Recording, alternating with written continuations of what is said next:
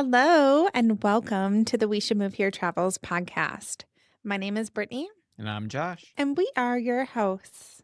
Today, we are going to continue talking about New Zealand, where we spent New Year's Eve, and we will talk about where we spent that in this episode, and we will also talk about Blenheim. Yeah, really exciting 24 hours in Wellington for New Year's. And then Blenheim was amazing as well. So I'm excited to talk about those. Yeah. So, first, Wellington was amazing. I loved spending New Year's there. Hmm. I particularly really loved where we spent it because we were on a rooftop bar all night. We ate there. We stayed there so we could save our table. Well, we actually table hopped a little bit, which was kind of fun. But we ended up at like the perfect table at the end of the night and we danced and we laughed and we just had such a good time. Yeah, we sure did. Yeah, you had found this place. What's it called? The Dirty little secret. Dirty Little Secret, a rooftop bar in Wellington, close enough to the water where we could see the fireworks go off at midnight, as well as I think like 8:30 when they have the kids fireworks go off. So Yeah. that was cool to see as well. But yeah, so you booked a table for us, and we were able to have that, and then hop to a few others before we got one right by the railing, Mhm. essentially. So when it came to midnight, we were right there for the fireworks show.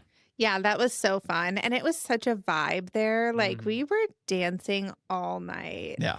They did play, like, a lot of the same songs, and I wouldn't say that the set list was totally, like, up to date. It was a lot of, like, early 2000s and, but that's also our jam. Oh, So, yeah. I loved it. I thought it was awesome. I was all for it. yeah. They had some good food, some really good drinks, and we talked to some people while we were there and hung out with a few people. There was a guy who was a table across from us at one point who had a Green Bay Packers hat on. Yeah. He said he just liked the hat, didn't know anything about the Green Bay Packers, I don't think he said, but it was fun to meet and talk to some people. We actually ran into that guy again the day after when we were crossing the street. He was crossing the opposite way, and we were like, "Hey." He had a different hat on in that point, but we Yeah. recognized him. Yeah. But overall, it was a really fun night. Wellington was a good choice. Looking back, I do think that we could have also had a lot of fun if we stayed in Queenstown for one more night or if we would have went straight to Blenheim. I don't know that Wellington was fully worth it to me, just vibes wise, but I Hmm. loved that rooftop bar. Yeah, for sure. Totally agree. It was literally 24 hours. We got into Wellington Yeah. and then almost immediately after getting ready, went to the rooftop bar and then spent the night there until just after midnight. Hmm. Immediately walked to the hotel, went to bed, woke up, and just hung out for 6 hours, I think it was, in Wellington. Yeah. So it was a very quick day in there in Wellington. It was, but, like I said, it was a lot of fun. Mhm. We had a great time, so Yeah, but I would agree with you. I think maybe if we had just used that day as a full travel day and went to Mhm. Blenheim right away, that might have been more beneficial because of how much we ended up really liking Blenheim. Oh, we loved Blenheim. Mhm. And we really didn't get enough time in Wellington to truly appreciate it. We spent, 24 hours there and it felt like a traditional big city to us. Yeah. And it just wasn't our jam. I mean, we got to spend a little time on Cuba Street, which was fun. Mhm. We went to, I believe it's a well-known or maybe it went viral, another place you had booked or looked into, Origami. Oh, that was so delicious. Mhm. You got a crab salad there. That was amazing. Yes. It had, like, crispy crab pieces on top. Oh, that was so good. And we had gyoza, some coffees, fresh fish again. Yeah, it was all really, really delicious. I'm so glad that we went there because that was a place that I saw on social media, and I was like, "I would like to check this place out while we're here." Yeah. So so I'm glad we did. They also had a really good dessert there. It was like a strawberry shortcake, but it was Mhm. so beautiful, Yeah. and the strawberries were really fresh. So, that was good. Because we only spent the 24 hours there, we really only have those 2 places. Mhm. You got the rooftop bar and then origami are really the only places we went and that we could recommend. Otherwise, we spent the other time just walking around by the water, Mm. looking out. They have this kind of statue or art installation that's similar to the Bean in Chicago, Illinois that we saw.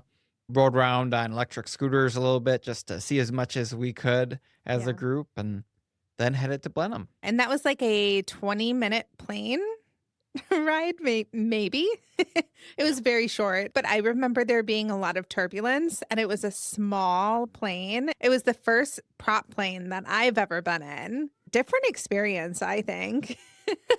There was definitely turbulence, and I was like, "Whoa." Mhm. And we were towards the back too, and it's a small plane, so Right. you feel it a little more. A lot of people told us that Wellington is one of the windiest cities Yeah. in New Zealand and probably in the world. I don't know if that's true, but people were like, Wellington's breezy. And it Mhm. sure was in that plane ride for the whole 20 minutes, like you said. We got up and we were being jostled around. I was even squeezing your hand and had my eyes closed. This doesn't feel great. I don't like this. But yeah, so we got to Blenheim right away, checked into our hotel. Your mom being with us on this trip, she was really tired because we had stayed up past midnight the night before and then had that really bumpy ride. So Yeah. she laid down and you and me, we went and walked along this river path, which was super nice. It was a beautiful day. And we ran into this restaurant called Repo. Oh my gosh, it was delicious. Hmm. Their risotto was amazing. You got the chicken with the cheese risotto, and I got salmon with, I think, mushroom risotto, and the salmon was incredible. I almost didn't want to share. Like I said, it is a common theme. I like a good salmon, and in New Zealand, they have great salmon everywhere. So Yeah. you might hear that a couple more times, but the salmon was so good. You're definitely gonna hear it more, and if you listen to our last one, you heard it a few times, so it is what it is. New Zealand has great fresh seafood, great Mhm. fresh fish. It's a great place for that.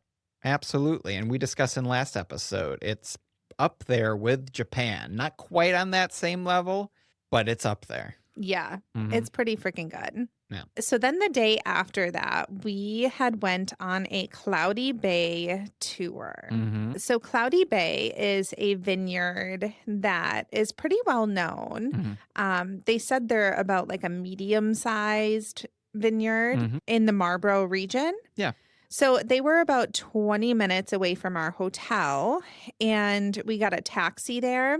The morning of, though, we had ordered an Uber, and this Uber did not show up. So we were like, fuck. Yeah, I had booked this the night before to make sure that we got there in time because the tour started at 9:30. It was a first taste tour. Like you said, Cloudy Bay, medium size, but popular, especially for you and your mom. Mhm. Love Cloudy Bay Sauvignon Blanc. So I booked it ahead of time. I'm like, we're not going to miss this. And the Uber just didn't come. It was verified and everything. Uber didn't come.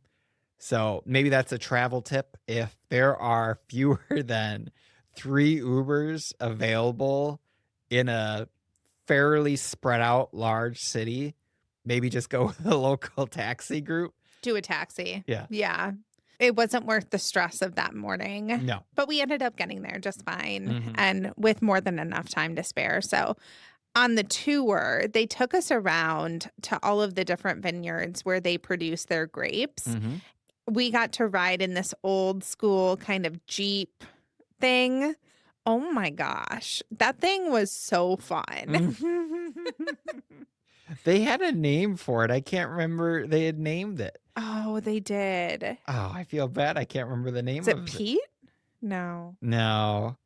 But it's like an older Land Rover, a Range Rover. We'll have a picture up in Yeah. this spot, but it's actually a really neat little car, and like you said, took us to all the different vineyards, explained the grapes, explained the different workers that they hire from not only New Zealand, but around the world for Mhm. special reasons, and it was just a really informative, great experience, I thought. It was amazing. It was such a good experience. I would definitely recommend that tour. That was probably one of the best tours we have ever taken. It was so great. And then after that tour, so after they took us around to the vineyards and kind of explained all of that, they took us back to the tasting room and we got some tasting of different wines. We ended up buying quite a bit of wine and Mhm. shipping it home. Yes. Well, there are 2 bottles that we had tasted that we were like, "Wow, this is incredible, and you can't get it here." So we were like, "We're gonna get 2 bottles of this one and 1 bottle of the other." We all spent a little bit of money on wine, but like you said, very good wine. And I was especially surprised because the not only the Sauvignon Blanc, which was great, but their reserve Sauvignon Blanc, the Tecoco, I Mhm. believe, was absolutely fantastic. One of the best wines I've ever had. And then their Pinot Noir, the The reserve of the Pinot Noir. was it Tewahi? Yeah, something like that. I'm pretty sure it's Tewahi, but it's the Cloudy Bay Pinot Noir Reserve was fantastic. Again, one of the best wines I have ever tasted. And you and me, we've traveled quite a bit and tasted quite a few wines. We're not wine experts, but these were high end, high level for Yeah. sure. These were fantastic, and we actually got more wine after at lunch, so we got a bottle of each of those Yes, at during lunch as well, and, mhm, that lunch is we had talked previously that we were taking my mom out to lunch for one of her Christmas presents, and so this was that lunch, and it was so spectacular. It was an amazing lunch. It was at Saku, mhm, which is a restaurant that just opened up right next to the Cloudy Bay tasting room. mhm, It was so, so delicious. They had fresh salmon, fresh red snapper, mhm, so much good fish, and then we also got the Wagyu beef. mhm. So amazing. Yeah, yeah, I'm looking at it right now and my mouth is watering again Mine because too. these dishes were absolutely fantastic. Mhm. I think it's safe for me to say that it was the best meal that we had on this trip as a whole. From drinks, obviously, like you said, we ordered a bottle of each of the Te Coco and the Te Wahi. So we had that during the lunch, and then just everything from the edamame to the red snapper, like you said, the Wagyu beef, the salmon. It was fantastic. And then the desserts. Mm, Oh, the one that I loved, it might have been my favorite dessert throughout the whole trip, was wow. a matcha ice cream with a espresso pour over. Yes. Oh, it was amazing, delicious, but the lunch as a whole was fantastic. Great vibes. We also got another dessert. It was like a tangerine with cream Mhm. kind of dessert, and that was also amazing. The whole meal was just incredible. Yeah. I would highly recommend. It wasn't cheap by any means. No, definitely not. This was a really special meal, so we kinda splurged a little bit on this one. Yeah, absolutely, and part of that was the wine, and Yeah. Oh, yeah. it's not owned by Cloudy Bay, but they are on the property, like you said, right by the wine tasting room. So I believe you can go there with your own Saku reservation that you can make online, and you don't have to get wine, and the meal is still delicious. I thought it was really funny during the lunch.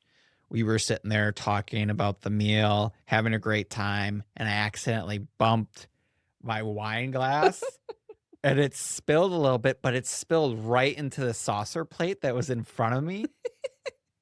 And the bottle of Tewahi, I hope I'm saying that right. The Reserve Pinot Noir, I think is almost $100 a bottle US. Yeah. And so that's what I bumped and spilled a quarter glass of it into my saucer. And right away in my head, I was like, this is $5 worth of wine. And At yeah, least. Oh my gosh. the waitress saw, she came over to take it right away. I was like, no, no, no, I'm drinking this. So I lifted up and I drank it because I wasn't going to waste it. You don't waste that good wine like that. Yeah, we also have a video of that I will post in here. Yeah, but it was all really fun. It was a really fun day too. We Mhm. spent the whole rest of the day just lounging in the little like beanbag chairs that they have, and they have little bean-shaped swinging chairs that you can get in that are right by the vineyard.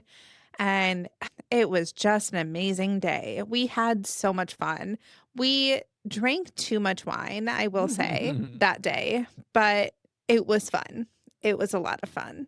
You took some fantastic photos from their like lounge area outside by the vineyards with our new camera that we got. Yeah. We went through them just the other day before we started recording the Queenstown episode, and some of those are fantastic. I'm sure Thank you. if Cloudy Bay got a hold of a couple of those, they would want to use them as some promotional or on in their tasting room wall because they are fantastic. You did an amazing job. Thank you. But that little outdoor area, we spent a lot of time out there too. And Yeah, we spent too much time out there. We were just giggling away out there. but it's so comfortable, like you said, with those beanbag chairs. And we had a perfect day. We could not have picked a better day to be out there. No, the weather was amazing. It was perfect. And we found a spot right in the shade. And my mom, this is her favorite wine, and it has been her favorite wine for years. Yeah. So she was so happy. And She it was so fun to be there with her. I was so happy that she had gotten through the bungee jumping aspect of our trip that we had done in Queenstown. Again, in our previous episode, we talked about that, so give that a listen. But then just to, again, come to a place, one of her favorites, probably another bucket list to come to her favorite winery, favorite vineyard in the world. Yeah. So I was really happy for her that she got to do that. And I was so happy to be there as well. It was amazing. I definitely have a greater appreciation for Cloudy Bay wine for sure. Yeah, me too. We were thinking like we're probably going to find another Sauvignon Blanc that we like even more. But here's the thing, this wine tour, and we did several others in this area, but this one specifically made me appreciate Cloudy Bay more than I ever have before. Oh, absolutely. And I think that there's no competition and for any other wine really in the world for me now. Really? Yeah, I mean, Oh. I'm so in love with Cloudy Bay wine. It's indescribable. Like I can't describe it. It's so delicious. It's good wine and you know where it comes from. And the people there were so great. It's something that my mom and I share, something that you and I now share. And I just loved it. Nothing is going to top that. Yeah, and on the first taste tour, we learned about AMW. It stands for Appalachian Marble Wine. And on the back of the bottles, sometimes it's on the front of some bottles, but you look for the AMW logo, and that is how you know that the Marlborough wine is actually from the Marlborough region. Because some of these big companies will take some of the grapes from this region, but they only need like 5 or 10% of the grapes. A low percentage, yeah. So it's really not authentic, true Marlborough wine. Whereas if you find an AMW logo on the wine bottle, then you'll know that it's from that region. Yeah, and that's a cool thing because we were talking about some other ones that we liked from the region, and on the first taste tour, the woman taking us around was like, that's not AMW, that's one of the bigger brands. And I think we were talking about the Kirkland Costco brand, and that's where she She was like, "Yeah, those big ones, that's not true Sauvignon Blanc," which hurts because we love Costco and that wine is pretty good, but it's not A&W. Yeah. We're gonna have to be looking for that now, and all of the ones that we've drank, like, we'll have to look for it. Yeah. But it's cool that they have a group like that so they can differentiate themselves from the big brands and Yeah. get recognition.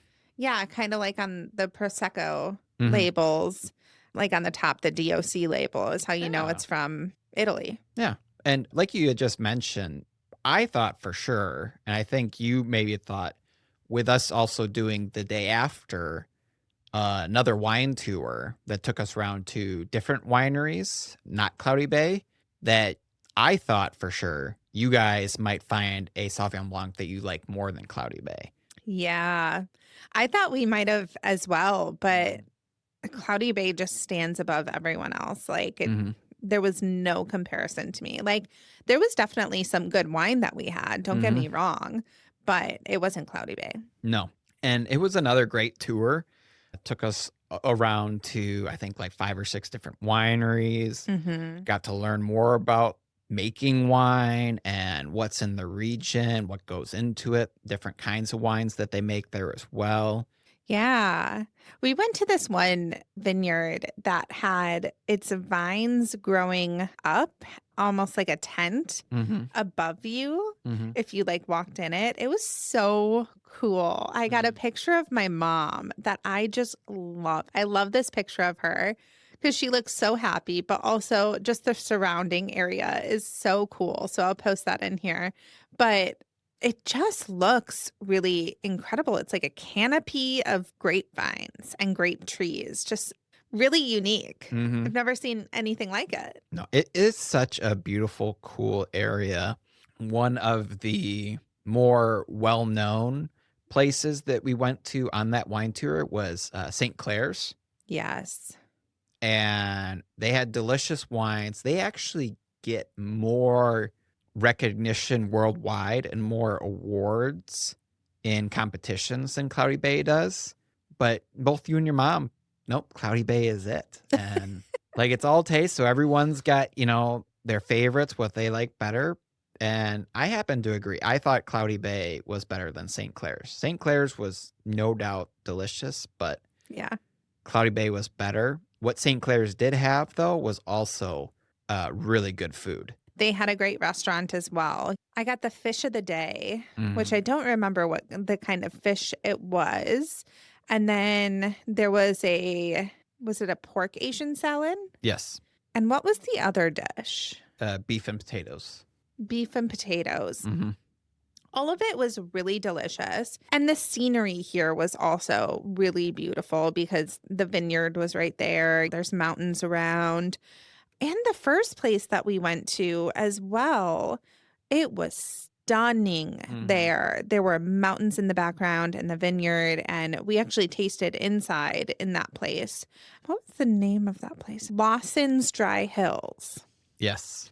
That was the first place. Mhm. And just the scenery around was absolutely gorgeous. I took some pictures here that I absolutely love too. I think we might as well go ahead and rank our access to scenery and nature right away since we're going through it. So what would you rate it out of 10? 10. Yeah. Yeah. Very similar to Queenstown, where you are in this valley, a bigger valley because of all the vineyards and everything around it. But then there is grassy mountains all around you, not with trees and a lot of greenery, vegetation like it is in Queenstown, but brown grass mountains. And it is stunning. It's so gorgeous. And there's vineyards everywhere. Hmm. I mean, there's so many vineyards. Yeah. I don't know how many, but it looks like when you're flying into Blenheim, Hmm. it looks like there are thousands. Yeah. It is packed full of grapevines. Hmm. You're looking down and you're like, holy shit, that is all vineyards. Yeah.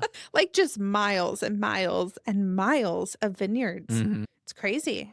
It's crazy awesome. It's so cool. It's so cool, yeah.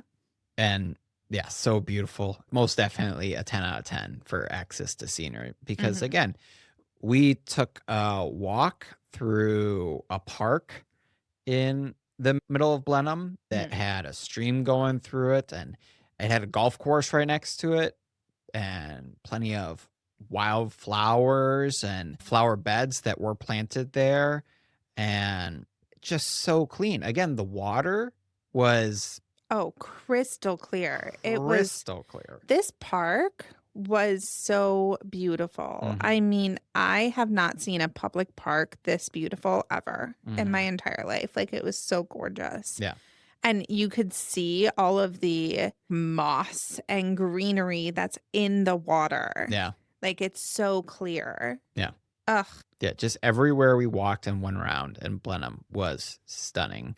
And Blenheim as a whole was such a small, but seemed like a very, like, livable community.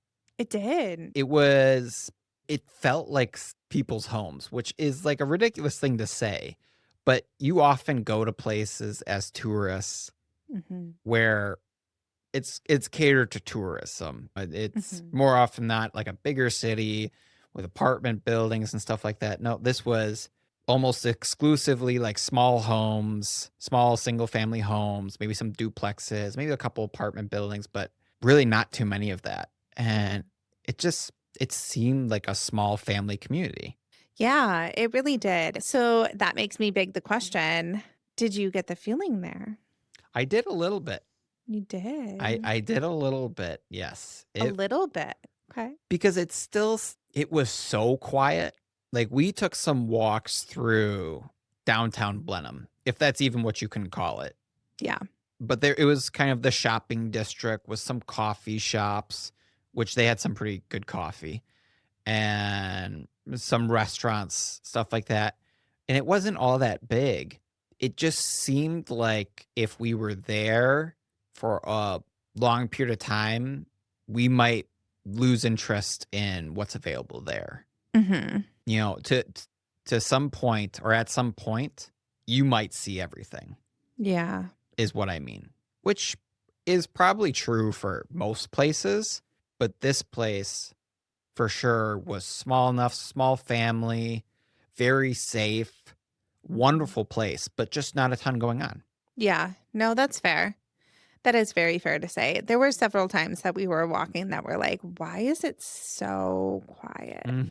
Like, where are the people? We're in high tourist season. Yeah.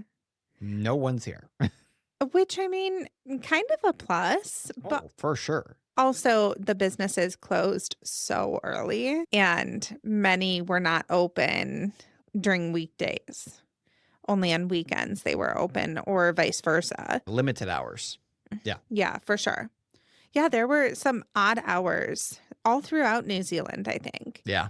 Some odd hours for we're Americans, so everything is open all the time, I everywhere. was gonna say everything opens up 6, 7 a.m. and then closes at 10 at night, no matter Yeah. what day of the week. So Yeah, but I mean, also a good thing because I think that then people in Blenheim don't have to work 40-hour work weeks and they get better work-life balance. for sure, if we had a family like with kids, or if someone has a family with kids, Blenheim would probably be awesome. Yeah. Oh, for sure. I'm not sure about the education there, what rankings it is, but it is, like I said, so quiet, so safe, not a ton of people. Again, even in high tourist season when we were there was hardly anyone there, Yeah. which was an amazing stop for us after we just came from Queenstown, where there was a lot of people shoved into a small space. This had not many people. Yeah. And I mean, I loved it. And if we had kids or if someone had kids was in that situation, you were looking like, I just want a small town Mhm. that is safe, that is bright and sunny, has got vineyards all over the place and mountains. Like, Blenheim's your spot. Is your spot. Yeah. No, I mean, I got the feeling there. You did? Yeah, I totally did. Like, looking back and looking at all these photos, I'm like, "Ugh, Like, you got it full on. I got the feeling, yeah. Oh, wow. I got the feeling there. I still need to let it kind of digest to see if it's gonna creep into the top 3, Right. but we're also about to go to Ireland, Mm, so I'm gonna wait until after Ireland also digests a little bit, and my top 3 is probably gonna shift around. right. So, we will see. I don't know that anywhere is gonna beat Portree right now, but we'll see. That's true. We are getting lots of traction on a post on TikTok right now talking about Scotland and Ireland and those kinds of places, and they just love them. People love those places. They love that kind of scenery. So Well, I am also people, so I am also people. I love those kinds of places too. So, as far as coffee there, I will Mhm. say I didn't have a really, really good cup. I will say that CPR, Yeah. that was a good coffee. It still was pretty milk forward, which isn't my favorite cup of coffee. Yeah. I do get just a regular latte with oat milk, but it wasn't like super strong anywhere. Mhm. So I think that's just how it is in New Zealand. Right. I should have gotten extra shots all throughout New Zealand. Like now I know. And Mm, if we go back, scratch that. When we go back, mhm. I will order extra shots and I'll deal with the jitters. Yeah, CPR was good. We had some good breakfasts there as well one day. And then we also walked to, because you were still craving coffee, we went to Ritual Yeah. and got some coffee there. And you felt the same there, kind of milk heavy. Yeah. Pretty milk heavy. Yeah. Hmm. Yeah, like you said, it wasn't bad, just not your style of coffee or lattes that you like. Not my style, but still really good. Like the espresso, when you can taste it, is good. I will say though, compared to Queenstown, where it was like grab and go coffee, Mm, these 2 places and the other places that we walked by were very sit down cafe style. yeah. We went into each of them, and there were friends and families meeting up there talking. There were things to do. You were able to look out on the streets and kinda people watch. Yeah. It There would was more sociability. Yeah, yeah, Is that much a more word? sociability? Social bit. Social. Yes. One of those is a word. It was more sociable. Sure. It had a more social atmosphere. There you go. Yeah. Which I love. I love that in a coffee shop. I love going there, having you get your latte, me, whatever I get, and then us sitting there, finding someone to talk to or people watching, having it be that kind of experience. Yeah. I love that too. I think overall for coffee, I would not rank it high. No. I would rank it pretty low, probably like a 2. Oh, really? Yeah. Lower than Queenstown. Yeah, well, in Queenstown, I did find 2 cups of coffee That's that right. were pretty good. Sure. Yeah, I'd probably rank it a little higher because I'm more on the social aspect and I Sure. don't care as much as about the strength of the coffee. I'd probably do a 4.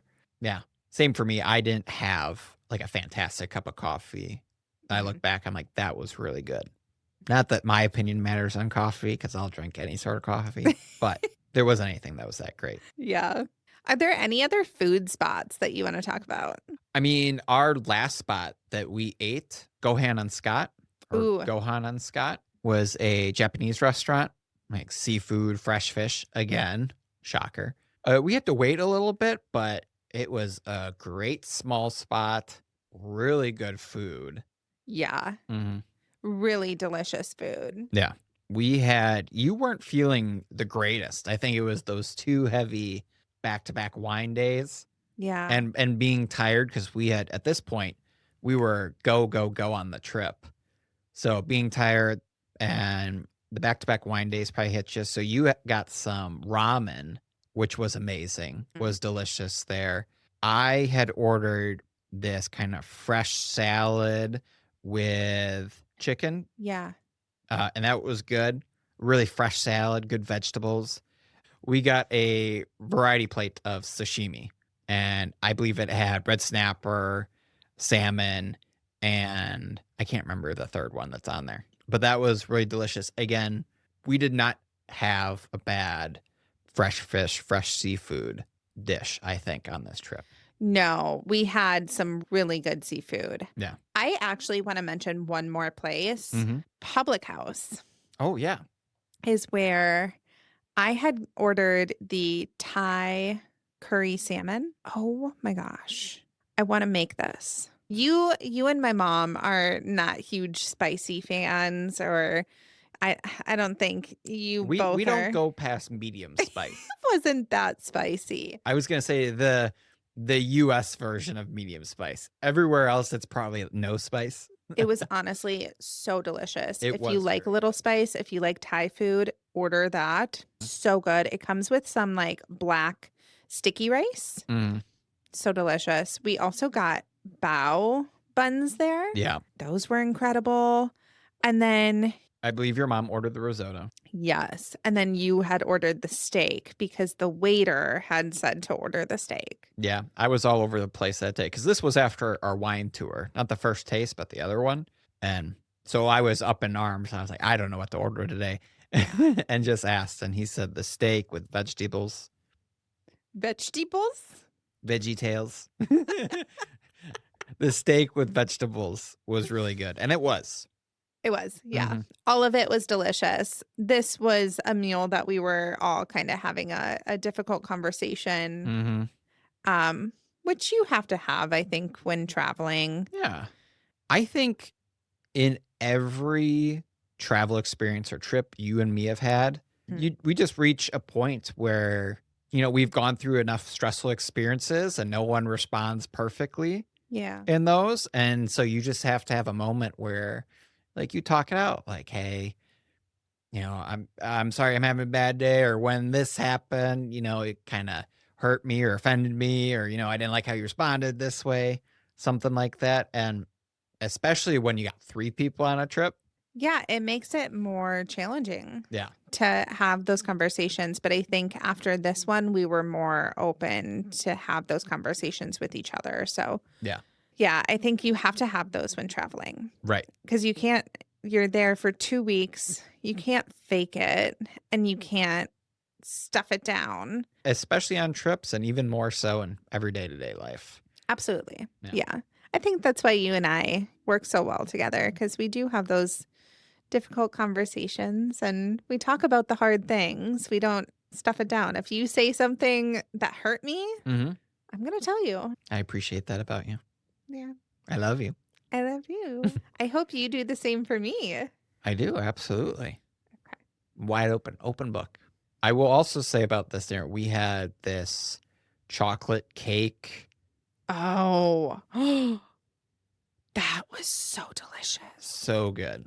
No, that was really good. I do remember that. Mm-hmm. This whole dinner at Public House was really good. We did immediately after realize we made a mistake. Usually we go one heavy, one light. If it's just the two of us, we Yeah. got like one kind of normal dinner fare and one that's lighter, kind of like a salad and fish. So we kind of balance each other out when it's just us two. And we were doing that pretty well with the 3 of us. But this one, Mm. the 3 of us went heavy meals. Yeah, I think we were going comfort. Yeah. With the conversation that was going on, we were like, we need comfort food. And then throw on dense chocolate. I mean, you can never go wrong with chocolate, but we should have ordered a different, lighter dish. Well, for a main dish. I mean, the Yeah, chocolate was no. delicious. Yeah. No, we wouldn't change up the chocolate. No. So, as far as food and Blenheim, Mm-hmm. what would you rank it? I'm going to give this. Are we counting Saku in it? Yeah. And it's going to be 7. Yep. Yeah, Saku really did make this trip. I also think that it's probably my top meal Yeah. as well. If we pull Saku out of Blenheim, I'm probably like a 5.5. Really? Yep. But it was a fantastic meal. The landscape, the whole like theme, the vibes of it, like everything was amazing. Yeah. Was absolutely amazing. And we really didn't have bad food at the other places, and it wasn't underwhelming. It was all really good. Yeah. It was good food. It was like small town good places. Yeah. Whereas Queenstown, you were more like tourist driven, like lots of people. We got to get these dishes out. And it was kind of like, no offense, it kind of mediocre, kind of average food. Like this was Mhm. just like a slight step up above that. Yeah. I think it was a pretty big step above that. Yeah. What would you give it? I think you talked me into a 7. A 7? What were you going to give it? I don't know, maybe a 6. Yeah. Just because I don't wanna go so high right away, but it was really good. You could give it like a 6.8 or something. You can give points in there. And I'll give it a 7. I really think Saku changes the game of the place. It really does. It does, and I also think Public House had really good food. I Mhm. appreciated the food there, and Repo that we mentioned, they had really good food. they had amazing food. Yeah, there were salmon dishes, like, all over, and I love a good salmon. Can't hear me say that enough. Gohan and Scott was good. Yeah, 7 feels good to me. Yeah, I agree. And one thing about this, and we kind of mentioned, like we were able to walk through the park. We walked our first night along the river to Repo. It was extremely walkable. Again, So walkable. for a very small, spread out area, it wasn't that much of a walk between places. The town had very little undulation, like it was fairly flat, Mhm. very walkable. There wasn't any public transportation to speak of that we saw. I'm sure there's buses and some stuff. You can get a taxi, but it wasn't like there were trains and trams all over the places that you could get anywhere, but very walkable.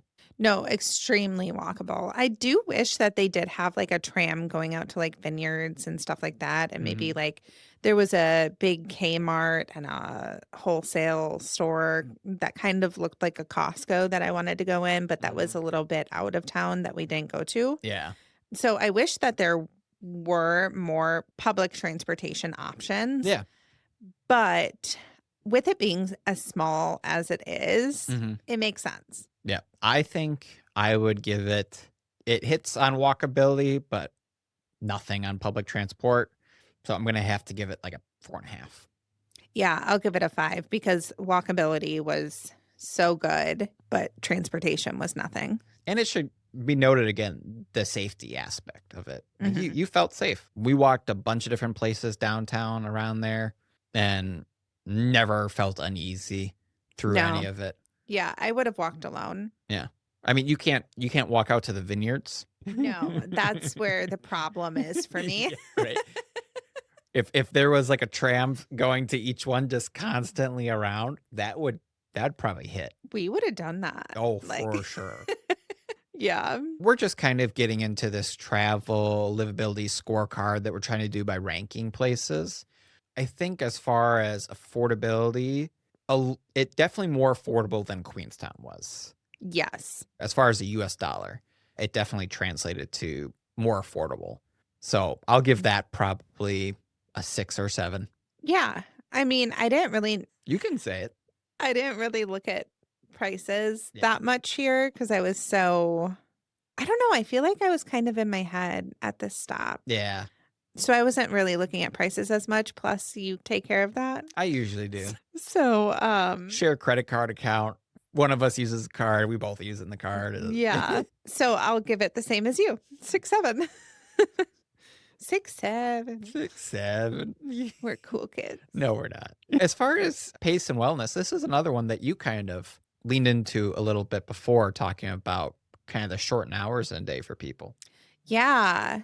Definitely shorter hours seems like a good work-life balance, especially in like shops and stores and stuff. With vineyards, I think that there's a lot of really hard work that people do. But even on the tours, I don't believe they said that they work 8 hours a day. I don't think they do. And Cloudy Bay closed at what, 4? So 5 o'clock, yeah. 5. So closed early in terms of having long work days. It didn't seem like it would be a long work day for many people. Yeah, I don't think Cloudy Bay opened up for the public until 10 o'clock, Yeah, 10 or 11 o'clock. So it was definitely, compared to what we're used to around here in the United States, definitely a shorter day. for sure. Yeah. So I would say the pace and what seemed to be a good work-life balance would be pretty high, like a 7, 8. Yep. Yeah, that's exactly what I was gonna say, a 7 or an 8, 7.5, I would say. We're just not educated on it enough to give it a higher one, I think. Yeah. So I mean, a higher or a lower one. right. We don't know. But I think these are things that we would look deeper into if we were truly considering moving to Blenheim. This is just what we saw, our in-person research. Yeah. So, Yeah. And that's something that people on social media and commenting on the podcast have said about New Zealand and other places. They have been letting us know, like, hey, if you're thinking about coming here, look at this visa, or it's pretty difficult to get this visa, or it's pretty difficult to come here or move here because of the housing crisis that we're having here. And so it's actually really nice for people who are listening. If we're talking about a place and you want to give us that information, you can send it in a message, leave a comment on the podcast, mhm. you know, just so we know, because then we can post it on here and maybe someone else listens to it and then we know as well. Yeah. And one comment that we forgot to make sure that we put out there, I think we mentioned it a little bit for Queenstown, was someone corrected us on something for New Zealand, was that it is not the first place to experience New Year's. Yes. It is one of the first places, not the first. Yes. So we just misspoke. We did know that, but I misspoke. Thank you for correcting us. Mhm. We honestly really do appreciate those comments and people letting us know things because we don't always know. Mhm. So Yeah. we appreciate that. So thank you, listeners. Yes. Anything else that you want to talk about with Blenheim? I really loved it. Like I said, I got the feeling there a little bit. You definitely got the feeling there. You said it's a home for many people, and it's definitely a home for someone with a family, I think. Like, I think that's kind of the place it could be tailored for. Definitely not like Queenstown, where it's a lot of adventure, a lot of intense sports and Yeah. stuff like that going on, but there were schools, parks, golf course. You got access to the ocean, the water. You got the wineries there, the mountains, plenty of places to walk, and very calm. It's Yeah, it's a really calm and beautiful place. And I could definitely see if you have a family that it could be a place to go. yeah. Yeah, and who knows? I don't know about all of the visa opportunities. We talked last episode about the work visas Mhm. that people do Mhm. between the age of 18 and 35 all throughout the world, really. Mhm. But it did seem like there were a lot of people that had immigrated to New Zealand. So Plenty. Yeah. it's not impossible. No, definitely not. Definitely seemed like a place where it could be an easier route than some other countries. Mhm. So if this is something that you're considering, maybe think about Blenheim. Yeah. Yeah. I definitely wanna I just saw this because I said it, and I was like, "It's calm, it's beautiful, lots of scenery." What is the difference between Blenheim and Portree?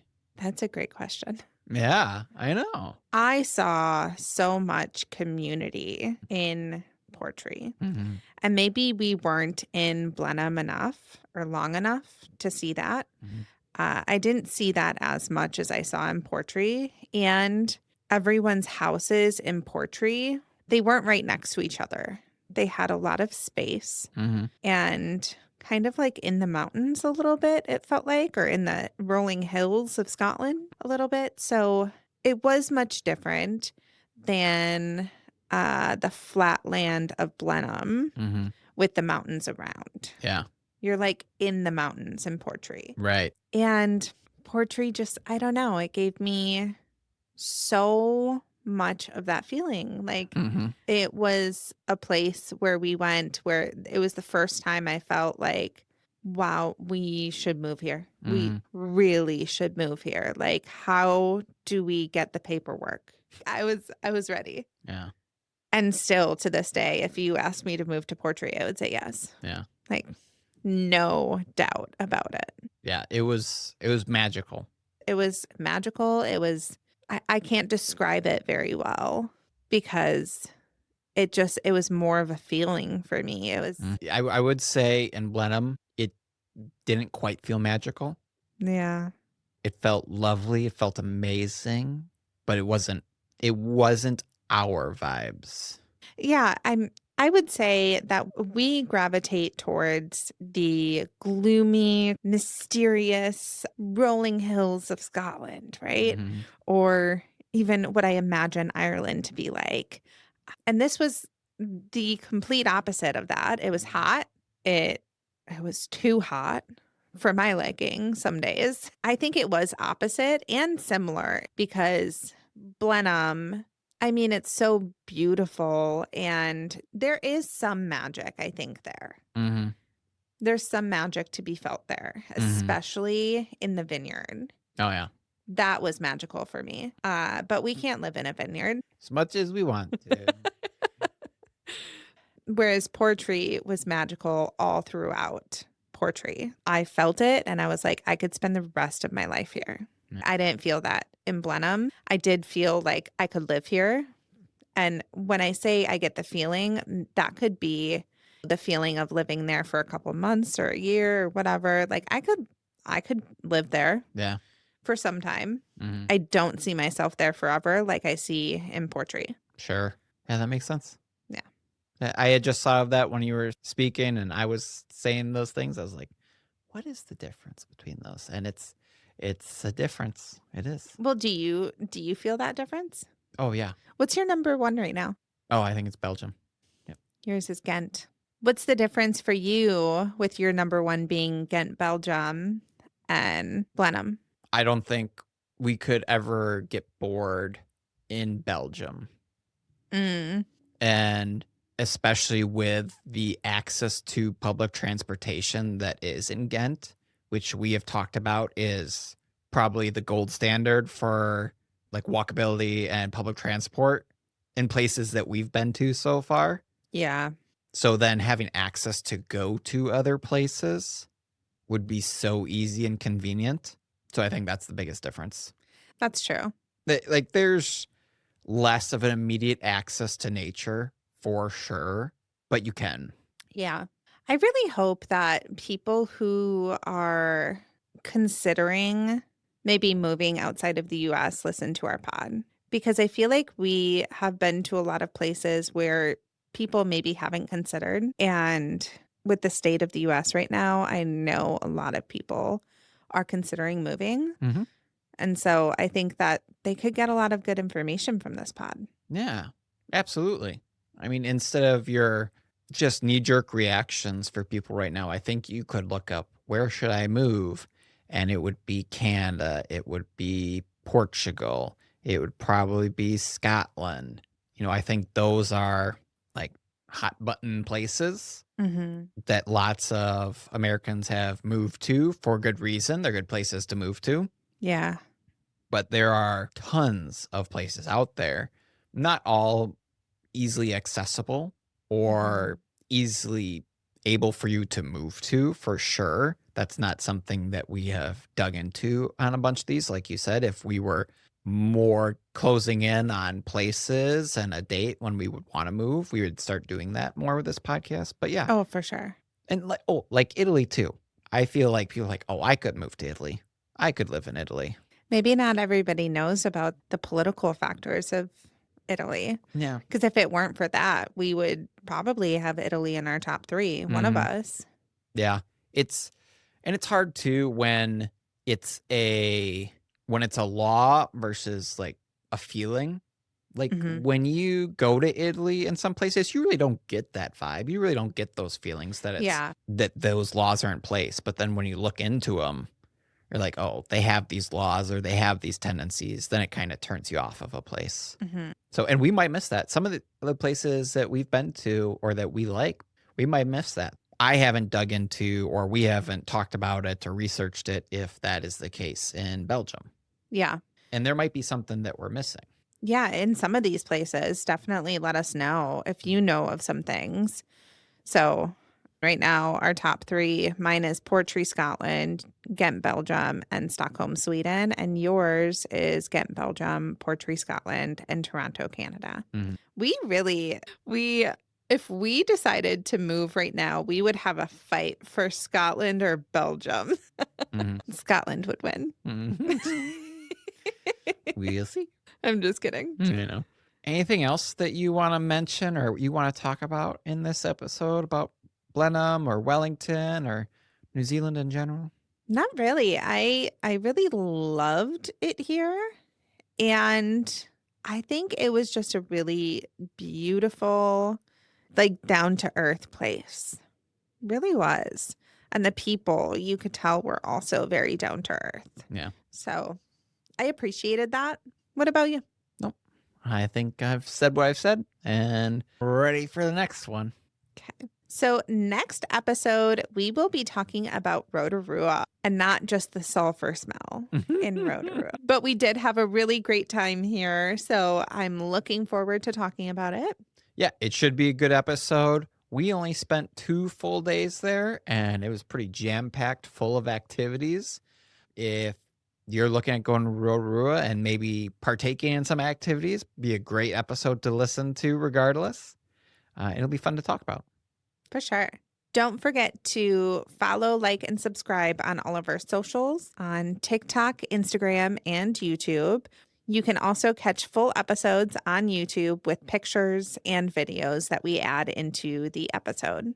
Also, don't forget to keep leaving comments and sending us messages on places you want us to visit or information, stuff that we say wrong or information we get wrong. We really appreciate it. Again, we want to be as correct as possible and also just get any ideas of places you want us to travel to. Thank you so much for listening. Until next time.